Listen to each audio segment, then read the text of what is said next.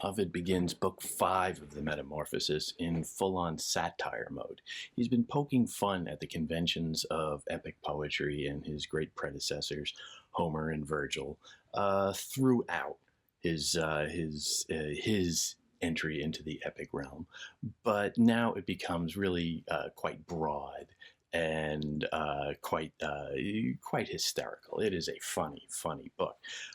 He begins with the story of Phineas and Perseus, and they are fighting over the hand of Andromeda, and this is a great battle. Now, the parallels are fairly obvious in this in Virgil fighting with Turnus over the hand of Lavinia at the end of the Aeneid, but also in this battle that breaks out, it is a clear lampoon, if you will, of of Book 22 of the Odyssey, when Odysseus slaughters the suitors, and he is hinting at this from the very beginning. You get in the very first few lines of Book 5 a little wink towards his Homeric target in this. This was not the clamor which signifies a wedding feast in progress, but that which tells of warfare breaking out, as unexpectedly the marriage banquet became a riot, which you might compare to when the sea's calm waters, angered by the rabid winds, make agitated waves. Which you might compare. That's a Homeric simile, but that little arch moment, which you might compare in the subjunctive mood, makes it seem a little conspicuous, makes it seem a little wink wink, which you might. Are you or are you not? Homer would make those sorts of comparisons all the time, comparing something in the human world to something to some analog in nature, and back and forth. This is a common Homeric trope, and he seems to be just winking at it very innocently, like, "Well, you might," which is funny. Um, Phineas steps up and says, Phineas stands up as a rival to Perseus, and the moment when the opponent, let's say, stands up against the hero is always a great speech where they demand the spotlight, so to speak. And here you have Ovid being very explicit, putting the words in Phineas's mouth. "Look over here at me, come to avenge my stolen bride." Look at me. Which obviously points out the natural vanity of the hero in epics, or of the he is still technically a hero. He is, if he is an opponent, he is still a hero. But it's having a little fun with that convention. Look at me. It's hard to get through this without laughing a couple of times. The fight breaks out. They are fighting for the hand of the lady, and so the spears start flying, and it's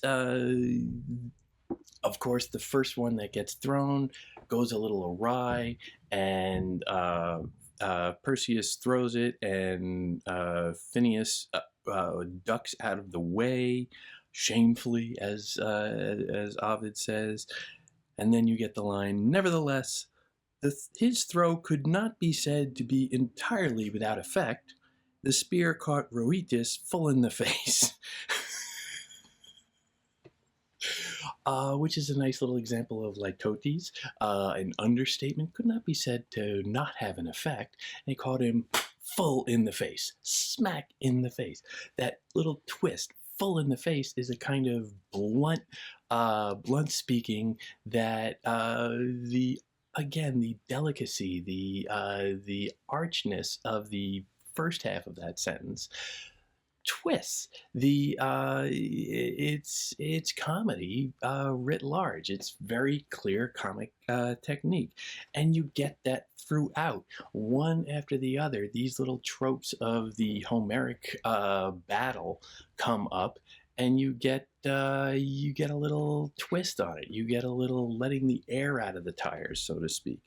From India came a youth named Athos, a young boy who is said to be just resplendent, just beautiful, a beautiful young boy. The Greeks. The exceptional good looks of this still adolescent innocent were well enhanced by his distinguished wardrobe, especially his gold-fringed purple mantle. A golden necklace ornamented his neck, and a headband held his perfumed locks in place. He was a master of the javelin, quite capable of hitting a bullseye from far away, and even more accomplished with the bow, which, at that moment, he was bending, when Perseus snatched up the smoking brand from the sacrificial fires of the altar and struck him with it, shattering his face. Again, boom, right in the face. A face plant, if you will. A pie in the face moment in the comedy. But again, you have this image of youthful beauty, of youthful perfection that, again, the Greeks always went nuts over. And to that, you get the irony of him being shattered in the face, killed, dead, boom, that's it for him. But Ovid doesn't leave it right there. He has this event is witnessed by another young man. The Assyrian Lycabas saw that much admired beauty wallowing in his own blood, expiring beneath that bitter wound. He wept for his true love and closest mate, then took up his friend's bow. Well, his true love. Here we have the example of, well, Greek love. And the Greek homosocial, homosexual love. And it's a very touching moment, but it is also a clear parallel of other examples of this. Most notably, I would argue, the death of Patroclus. Because, yeah, I gotta say, Lycabas does not last very long. Perseus turned on him and thrust into his breast that scimitar first tested in the slaughter of Medusa. His vision blurry with advancing night, he sought a glimpse of Athens as he died, and fell upon him, bearing to his grave the solace that they were now joined in death. Yeah, that is Patroclus and Achilles in a sense. That well, not the exact parallel of the story, but the parallel of that kind of affection, that kind of melding of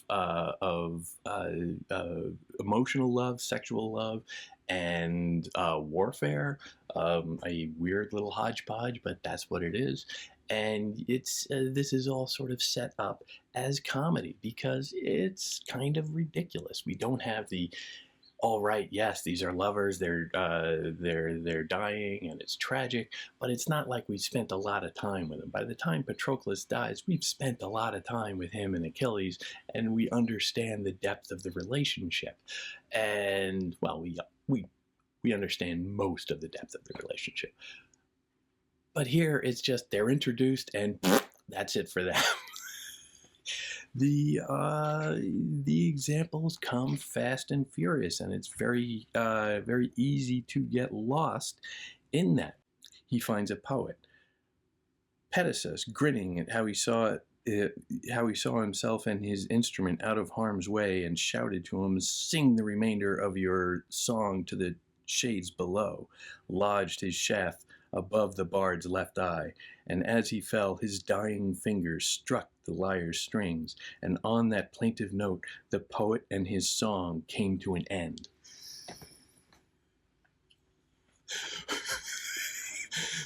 Which is the parody of the sparing of Phemius in the Odyssey in Book 22, where Odysseus decides to spare the life of the poet theoretically, so he can go and sing songs of the great victory that Odysseus had, and it's a very, very comic moment.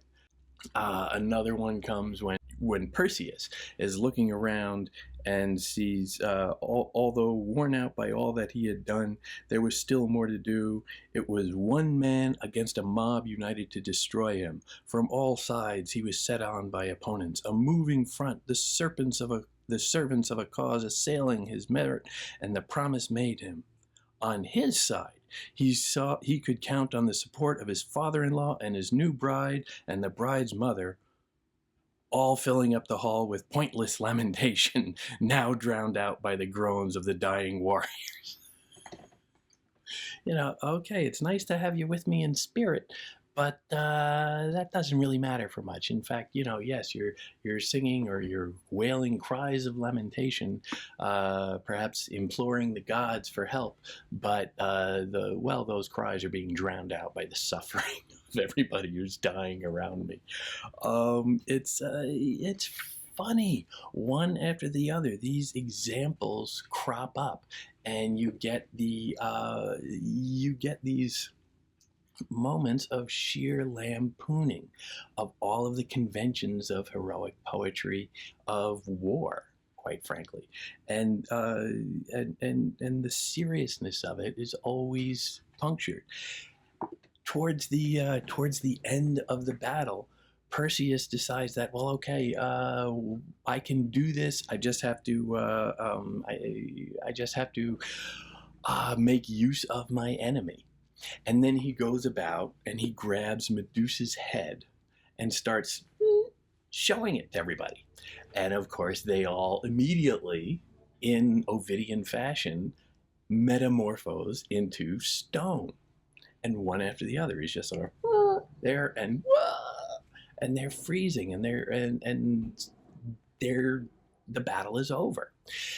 And he goes up to Phemius and he says, "Okay, don't you worry. I'm going to take care of you. Here is the two rivals for the lady's hand. Amid all the carnage, they are finally going to show respect." And here you get it just reeks of the end of the Iliad, book 24, when you get the Greeks showing respect for the body and the funeral rites of Hector. Perseus says, "Fear not, faint-hearted Phineus, the gift that lies within my power to bestow, and what a tribute to your cowardice it is, I now confer. No sword will injure you. You will remain a monument forever, displayed in the house of my father-in-law. My wife will find great solace," said the hero, "in gazing at her fiancé's still form," and carried the Medusa's head around to the agitated gaze of Phineus. So he is killing his enemy, which again brings to mind the death of Turnus at the end of the Aeneid. But he is more than that. He is humiliating him, which is a travesty of the end of the Iliad, where there is great respect. Achilles shows great deference and respect to Hector, his sworn enemy. But here, no. Perseus is going to not only turn his enemy to stone, but take that stone statue and display it prominently in his home for his new wife to gaze on and see that, well, yeah, that's it. And of course it's not a flattering pose. Ovid makes sure to turn up the heat on that as well.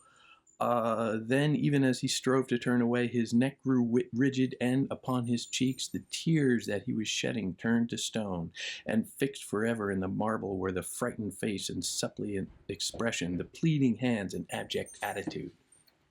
So he's being displayed at a moment of great, fear and panic and terror, cowardice, if you will, uh, not a heroic pose. There is no granting of dignity.